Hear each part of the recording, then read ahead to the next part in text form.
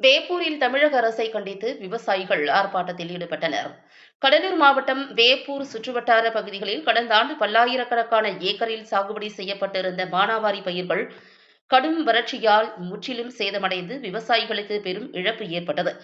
அந்த பயிர்களுக்கு காப்பீடு செய்திருந்த விவசாயிகளுக்கு காப்பீட்டுத் தொகையை பெற்றுத்தர நடவடிக்கை எடுக்க வலியுறுத்தி தமிழக அரசிடம் அப்பகுதி விவசாயிகள் பலமுறை கோரிக்கை வைத்தும் நடவடிக்கை எடுக்காமல் விவசாயிகளை அலட்சியப்படுத்தி வருவதாக கூறி தமிழக அரசை கண்டித்து விவசாயிகள் ஆர்ப்பாட்டத்தில் ஈடுபட்டனர்.